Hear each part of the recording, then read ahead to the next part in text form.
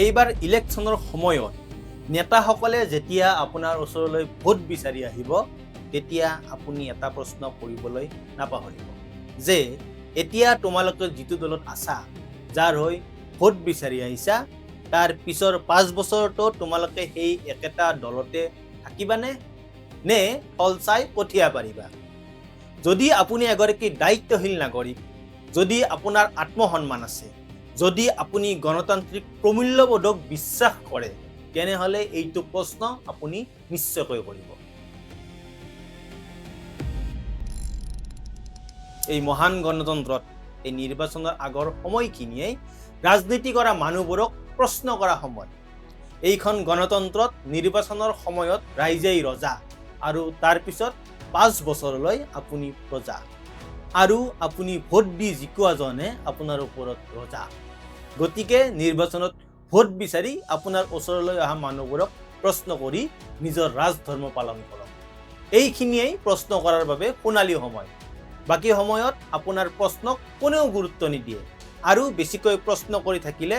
হিতে বিপৰীত হোৱাৰে চান্স বেছি গতিকে সুযোগৰ সদ্ব্যৱহাৰ কৰক এইখন অসমত এতিয়া আৰু ৰাজনীতি কোনো নিৰ্দিষ্ট নীতি আদৰ্শ মানি কৰা সমাজ সেৱা হৈ ৰখা নাই ৰাজনীতি কৰা মানুহবোৰৰ বাবে এতিয়া ৰাজনীতি কৰ্পোৰেটৰ একোটা চাকৰিৰ নিচিনা যেতিয়া যিটো কোম্পানীৰ ভাল দিন চলি থাকে ভাল দৰমহা দি থাকে তাত সকলোৱে উবুৰি খাই পৰে দুদিন পিছত কোম্পানী ডুবিলে সকলোৱে তাৰ পৰা আঁতৰি নতুন সুযোগৰ সন্ধান কৰে অসমৰ ৰাজনীতিতো এতিয়া সেই একেই অৱস্থা আজি ভাল দিন চলি আছে কাৰণে সকলোৱে বিজেপিলৈ আহিছে কালি সেই একেটা দলৰ বেয়া দিন আৰম্ভ হলে সকলোৱে নতুন সুযোগৰ সন্ধান কৰিব পলিটিচিয়ানৰ পৰা ছাত্ৰ সংগঠনৰ নেতালৈ সকলোৱে এতিয়া থল চাই পঠিয়া পাৰে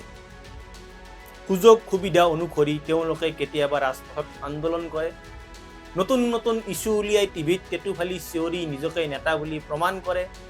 ৰাইজেও তেওঁলোকক বাহ দিয়ে জাতিৰ ৰক্ষক বুলি ভুল কৰে আৰু সেই জাতিৰ ৰক্ষকবোৰে কিছুদিনৰ পিছত সুযোগ বুজি ভাল দিন চলি থকা কোনোবা ৰাজনৈতিক দলত যোগদান কৰে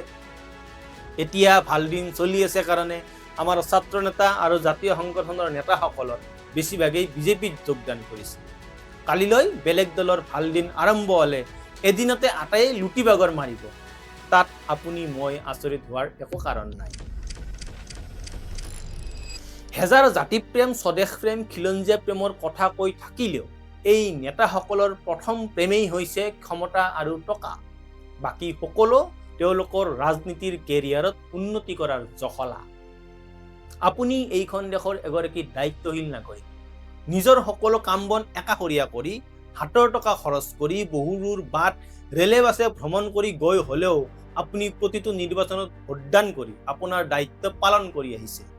গতিকে আপোনাৰ এই কষ্টৰ মূল্য ৰক্ষা কৰাৰ দায়িত্বও আপোনাৰেই গতিকে আপোনাৰ দায়িত্ব পালন কৰক আৰু নেতাসকলক প্ৰশ্ন কৰক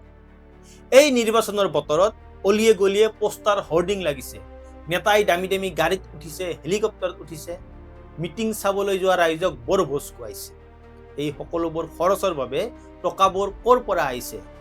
যদি আপুনি এগৰাকী সচেতন নাগৰিক তেন্তে সেয়া খবৰ কৰক সেই টকাবোৰ কোনে খৰচ কৰিছে যিয়ে খৰচ কৰিছে তেওঁলোকে সেই টকাবোৰ ক'ৰ পৰা পাইছে সেই টকা খৰচ কৰা মানুহবোৰৰ কি লাভ হৈছে এই কথাবোৰ এই নিৰ্বাচনৰ বতৰত আপুনি খবৰ ৰাখক আপুনি অকলে এই দেশ এই সমাজ চলাব নোৱাৰে এইটো সঁচা কিন্তু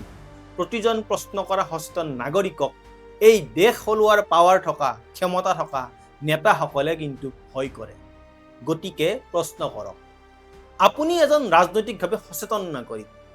আপোনাৰ নিজৰ নীতি আৰু নিজৰ ৰাজনৈতিক আদৰ্শ আছে আপুনি এটা নিৰ্দিষ্ট ৰাজনৈতিক দলক সমৰ্থন কৰে এই গণতন্ত্ৰত আপুনি এজন সম্পদ আৰু এই গণতন্ত্ৰ শক্তিশালী কৰাৰ দায়িত্ব কিন্তু আপোনাৰেই এই দেশক আগুৱাই নিবলৈ যিদৰে এখন ষ্টেবল গভৰ্ণমেণ্টৰ প্ৰয়োজন ঠিক একেদৰে এই দেশৰ গণতন্ত্ৰক জীয়াই ৰাখিবলৈ শক্তিশালী বিৰোধীৰ প্ৰয়োজন আৰু প্ৰশ্ন কৰা নাগৰিকৰ প্ৰয়োজন গতিকে প্ৰশ্ন কৰি যাওক ধন্যবাদ